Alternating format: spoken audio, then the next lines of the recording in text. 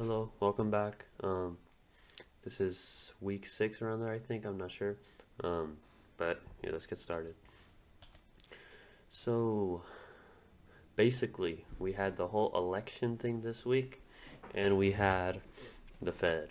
Tuesday was the election, so we took around the 5th to the 6th. So Tuesday, I think, pretty sure was the 5th, um, right? Because you have Tuesday here, Wednesday, Thursday, Friday. So the election was on the 5th, and then basically futures market was going quite crazy on those.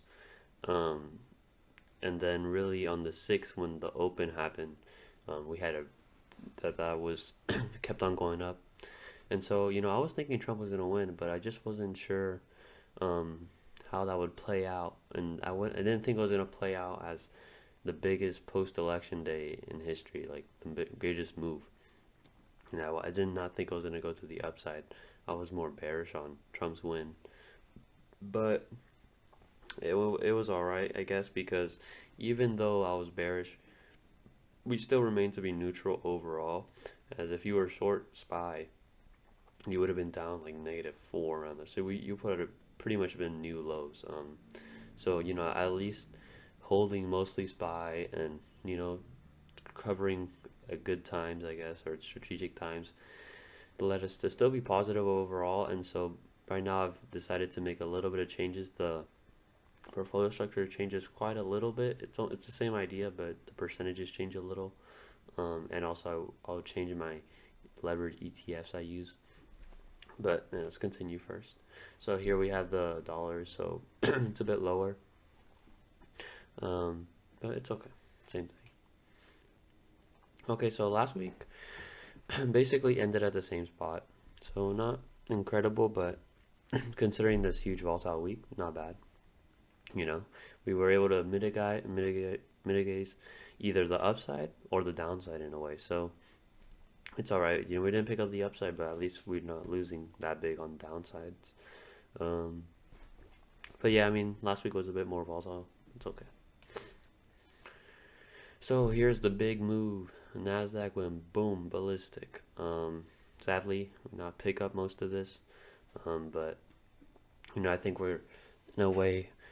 It seems that I don't really know, but I, I've decided, to have because what happened here was mostly I was holding my shorts overnight, and that I bought it on Monday, and I'm like, Trump's probably gonna win, so I'm just gonna hold it overnight, and just let it play out. That wasn't the greatest idea, because you're kind of betting on a certain way of going overnight, and so if I would have let that not go overnight and let it play into the market day, I would have been like, okay, it does not make sense to hold a short right now. So I could have profited a bit more on that. So I'm gonna change that idea. So basically, just on Monday this week, 5.5%. That's a lot. That's a lot. Us negative 0.69. Not great. Um, so here, 43.3% last week, down 3%.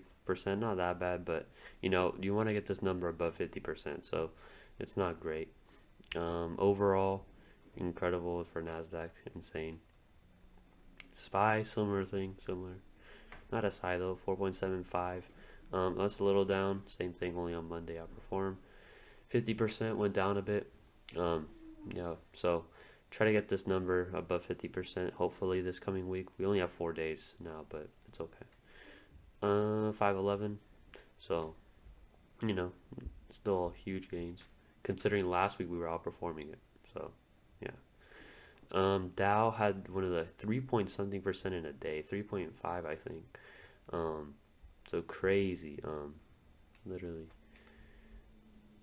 Then so yeah, basically only Monday was outperformed, and then um, this week was 4.6. So even after the election, it still went up for the Fed, and the Fed was a 25-point cut. So that was expected, but I mean, I don't know anything. The only issue is that anything that goes wrong from now on is going to be blamed on the Fed, because you know you have that basically Trump does not have the power to fire him, right? Or he's not gonna retire. He's not gonna leave his position, right? He said he won't. So basically, anything that's gonna go wrong. Right now, it's going pretty good, but anything that starts upticking or anything going bad, Trump's gonna put the blame on him because Trump does not like him, and so that we'll see what that means for markets. I don't know. 5.3, so went down a bit. Same thing, kind of. 4.6, yeah. Basically, Dow was the lowest performing index last week. The lowest, 0% after like a month, and now it's 4.6. Oh, crazy. So here's the overalls, right? So everything. So we're red. Um, and you can see Nasdaq boom went insane. So most volatile. Then you got SPY over here. Then you got Dow. This is mostly what you see most of the time. Either Nasdaq's losing the most, or I mean Dow was losing quite a lot here, but in between, SPY is always mostly in the middle. The whole thing you can see it's kind of in the middle. But yeah, what I plan now is I've switched my I've switched my leverage ETF that I use, because what I normally did before was I looked at SPY, I'm like, okay, bullish, let's say, and then so I bought it, or bearish, so then I bought the short version. And really, that was the thing. But the other ETF that was leveraged was a bit more volatile, and it was based on some other things. It was more semiconductor based, and so maybe one of the 10 days, it's opposite. Like maybe SPY could be green, but the other one could be red.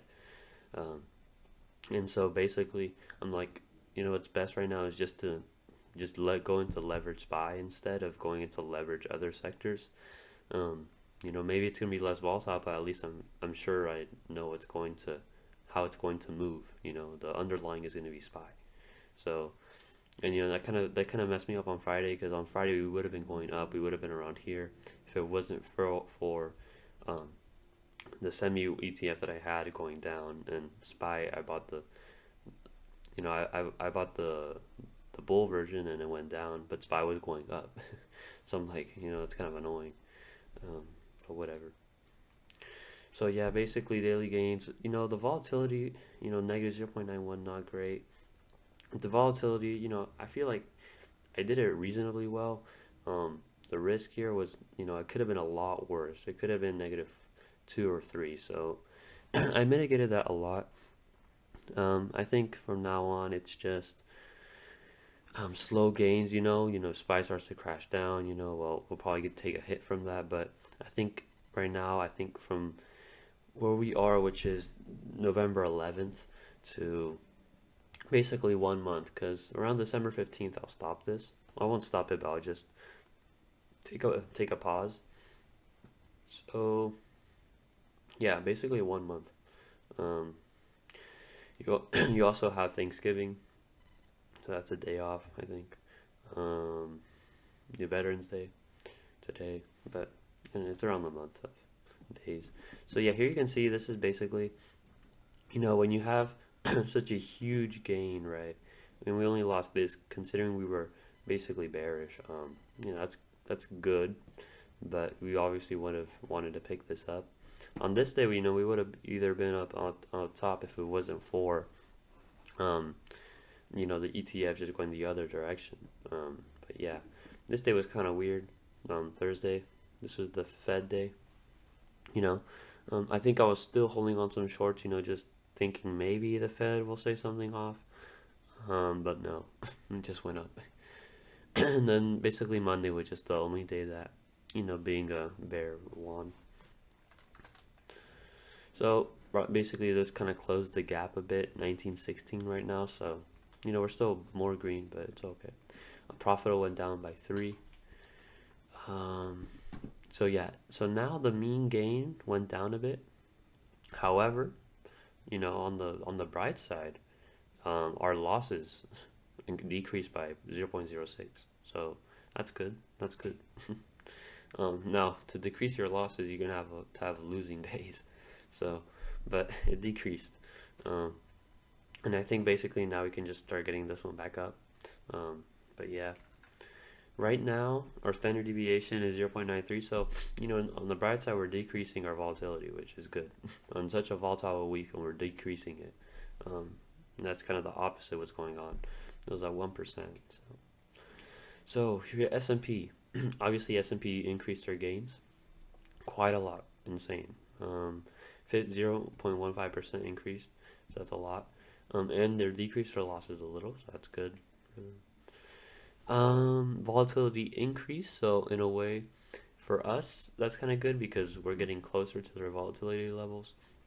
Right now, they're at 0.74. Let's see, hours are 0.93, so we're closing the gap slowly at a time. But I think the volatility at this level is fine.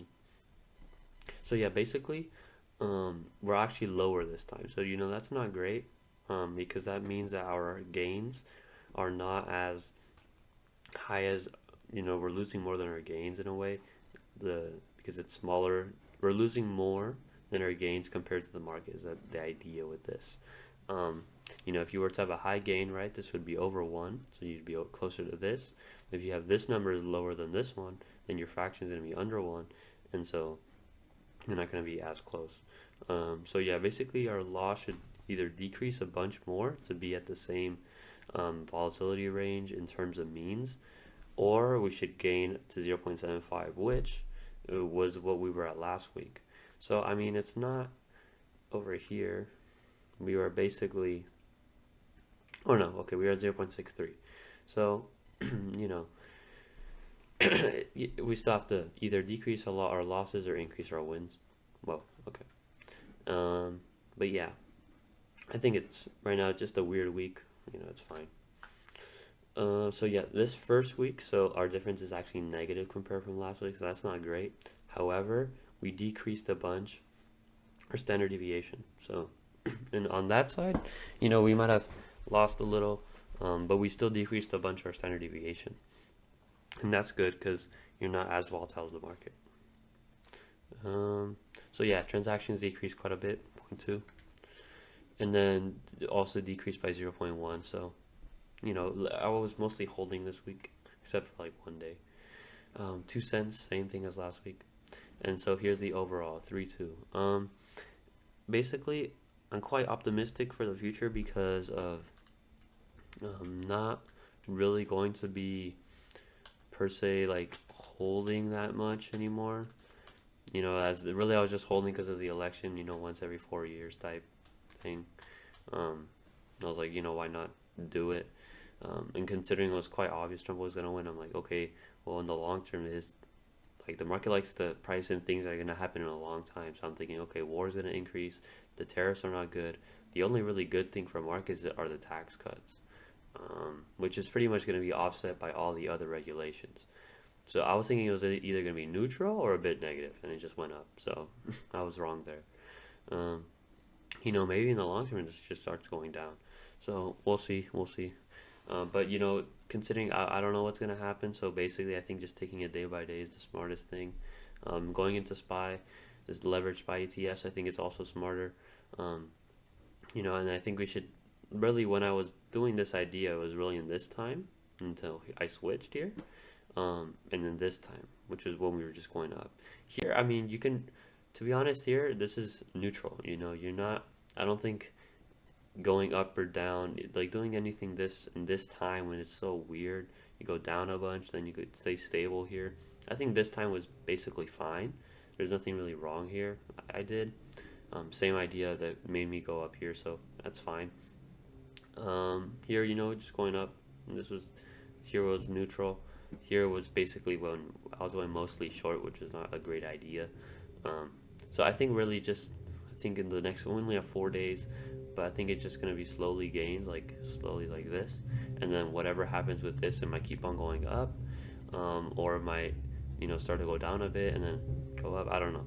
So I hope I really like in a if we in one negative 2% day can easily get us back on track to outperform.